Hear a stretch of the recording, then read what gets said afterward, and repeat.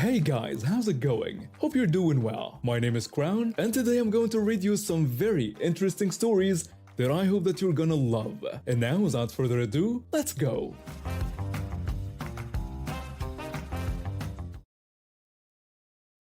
I was always more interested in art and literature, but my parents, both successful doctors, had other plans. They would often emphasize the stability and job security of dentistry. So here I am, in my final year of dental school, trying to make the best of it. Don't get me wrong, I'm good at what I do. I've got steady hands and a knack for the technical aspects, but it's not my passion. Still, I pride myself on being professional and kind to my patients, even if I'm not always the friendliest person outside of work. That day started off terribly. My alarm didn't go off, so I woke up late.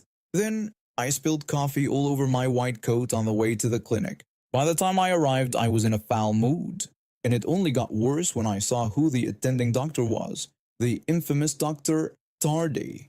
He's known for showing up late and leaving us students to fend for ourselves. I was setting up my station when the receptionist handed me a patient file. As I approached the waiting area, I put on my best smile. I introduced myself as Dr. Jones and told the patient I would be taking care of them today. The patient, a middle-aged woman, looked me up and down with clear disappointment. She expressed surprise, having assumed Dr. Jones would be a man. I took a deep breath, reminding myself to stay professional, and curtly informed her that her assumption was incorrect.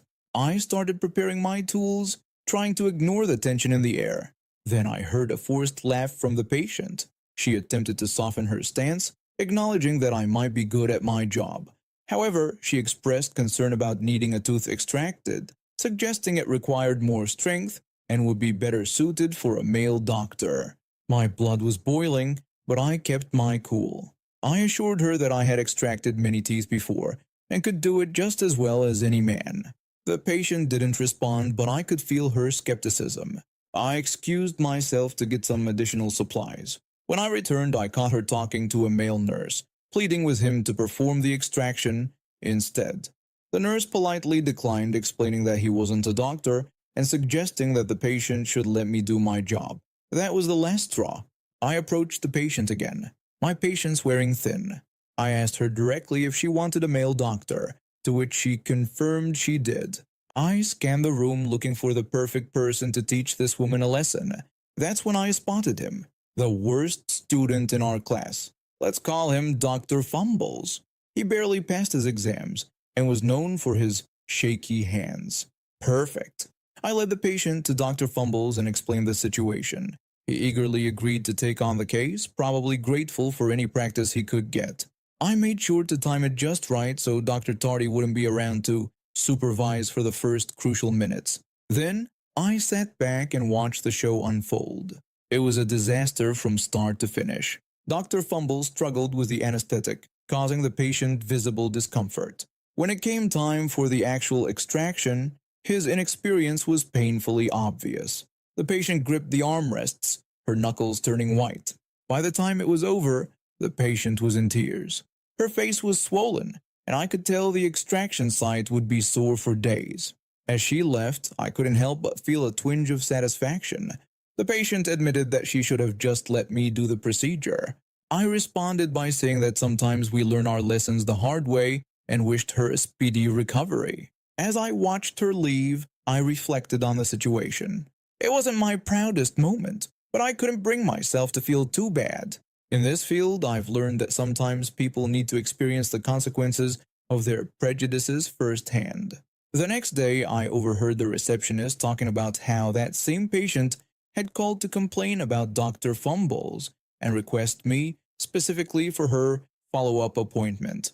I smiled to myself, knowing that sometimes karma works in mysterious ways. Looking back, I realized that day was a turning point for me. It made me appreciate my skills more and showed me that I had developed a genuine pride in my work, despite my initial reluctance to pursue this career.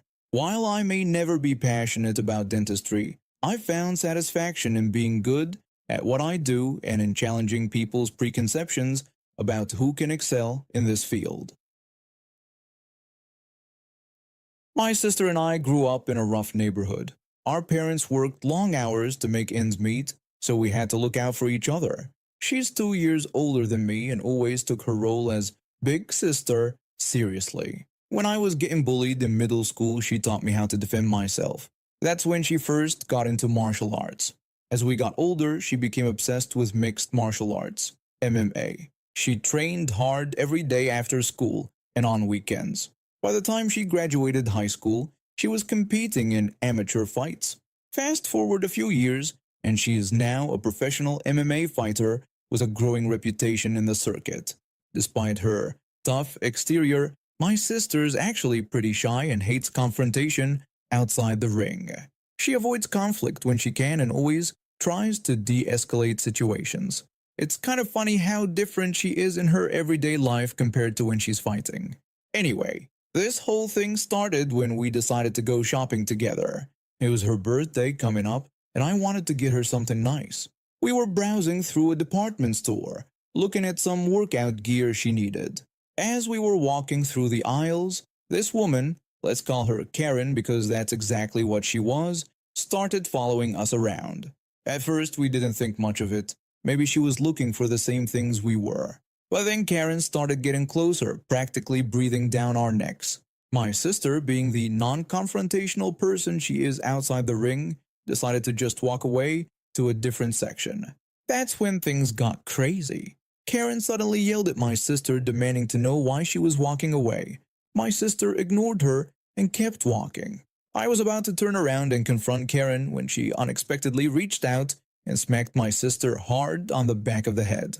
I froze, my mouth hanging open in shock. Karen looked smug, like she'd just put an unruly child in their place.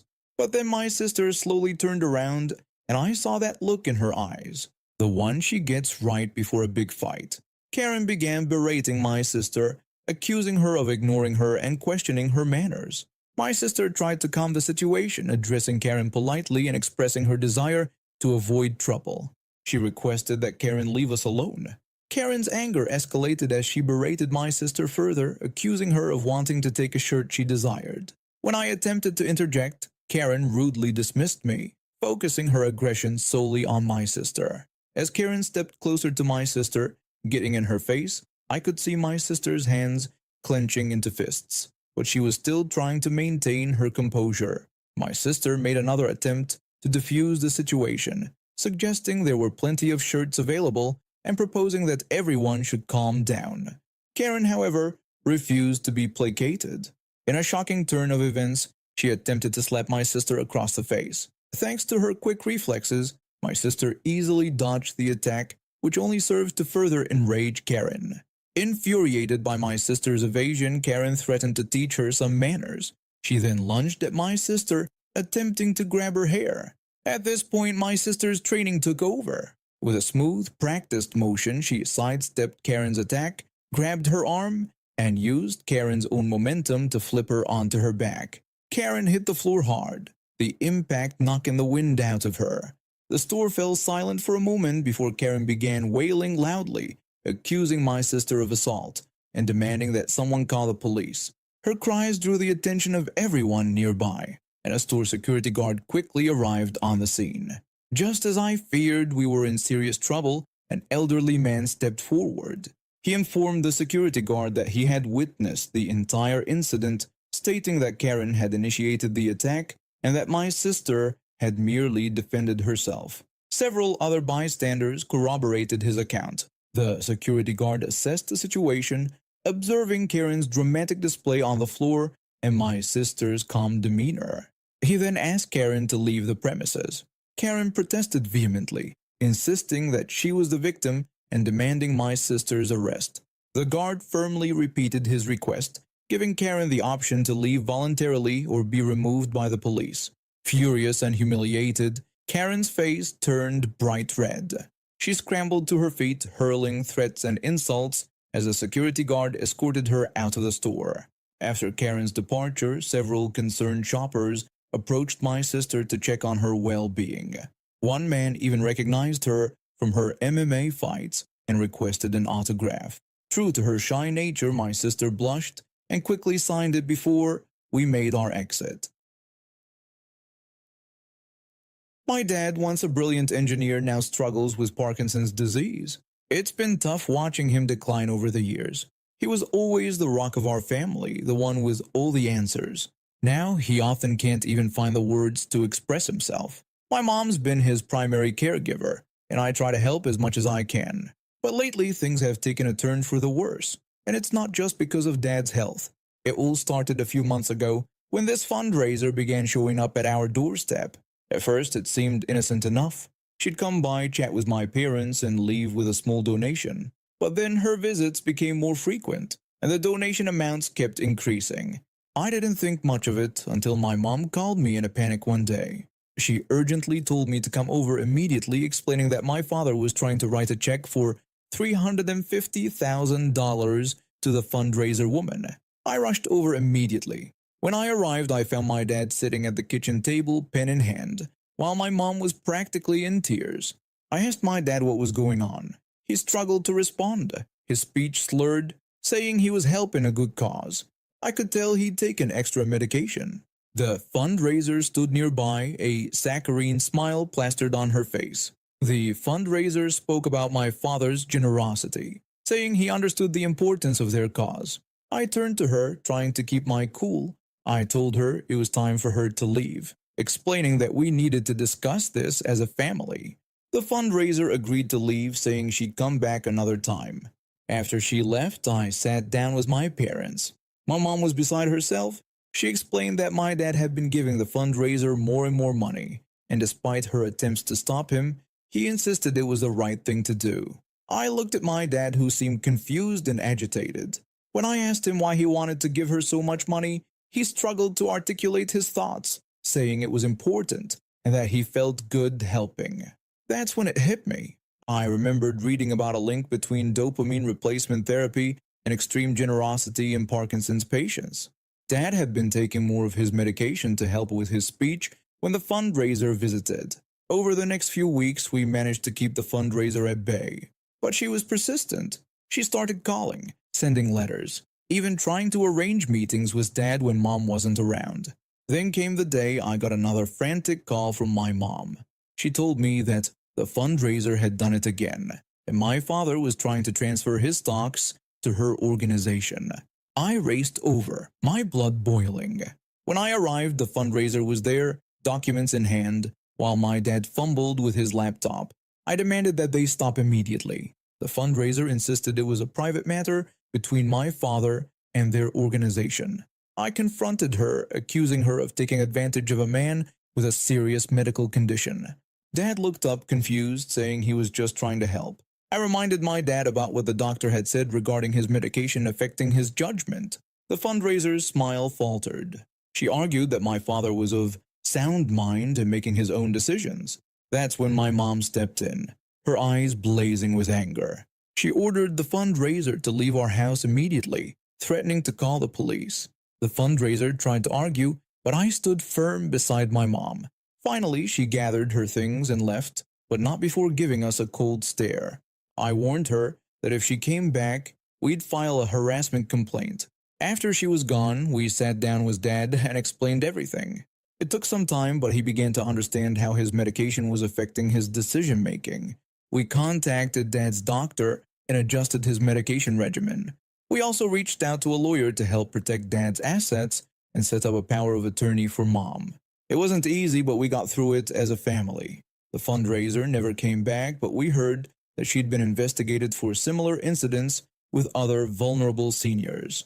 Looking back, I'm glad we caught it when we did. It taught us to be more vigilant and to always communicate as a family. Dad's still generous, but now we channel that generosity in ways that are meaningful to him without compromising his financial security. A few years ago, I was in a pretty rough spot. I'd just gotten out of a relationship that left me feeling worthless and questioning everything about myself. My ex wasn't physically abusive or anything that extreme, but he had a way of making me feel small. He'd expect me to absorb all his anger and frustration without complaint. It was like he never really saw me as a person, just an emotional punching bag. The final straw came when I found out I'd had a miscarriage. It was devastating news, and I needed support. Instead, my ex chose that moment, right after I told him about the miscarriage, to break up with me. He didn't just break up with me, though. He completely ghosted me, and on a major holiday no less. It was far from classy behavior. But that wasn't even the worst of it. Before he left, he said some incredibly hurtful things. He told me I didn't deserve success and that I wasn't even a real person. It was shocking to hear such cruel words from someone who was supposed to care about me. We were both part of this club related to our field of work. I'd been there first, but when he joined a year later, he tried to make me feel uncomfortable in a space that had been mine. When I won an award for my hard work, he and his friends openly mocked me. It was childish and hurtful behavior.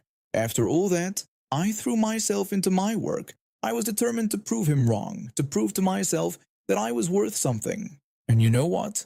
It paid off. Big time. Seemingly overnight, I became a success story in our industry. Job offers started pouring in. People were lining up to work with me on their projects. Meanwhile, my ex was still struggling to make connections. Probably because he was so socially inept, it was painful to talk to him sometimes. Then came the sweetest moment of karmic justice. The club invited me back as an alumni to give a talk about my success.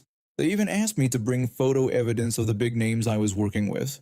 I showed up looking professional and put together, while my ex, who came in late, looked like he'd just rolled out of bed after a wild night out.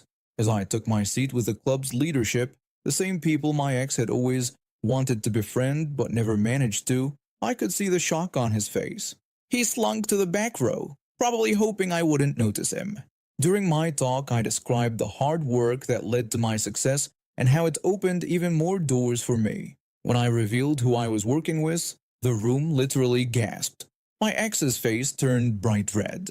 He'd always admired this person's work and dreamed of collaborating with them someday. And here I was, living his dream.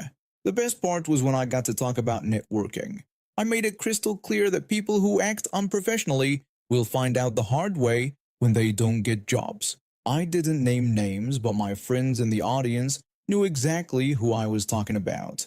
After the talk, I was surrounded by people wanting to chat and congratulate me. Out of the corner of my eye, I could see my ex hovering at the edges of the room, unsure if he'd be welcome in any conversation. Even the people who had taken his side after our breakup were now sidling up to me, treating me like I was more important than him because of my work. As I left that day, surrounded by friends and admirers, I saw my ex storm out in a huff. I couldn't help but feel a little satisfaction. Not because I wanted him to suffer, but because I'd proven to myself and everyone else that I was capable of great things. Looking back, I realize now that what my ex did was a form of emotional abuse. It took me a while to recognize it, but his behavior, the put-downs, the ghosting, the public humiliation, was deeply harmful. I'm grateful for the support of my family, especially my dad, who's always shown me how a good partner should behave. And now we have reached the end of today's stories. Thank you for watching, and see you next time.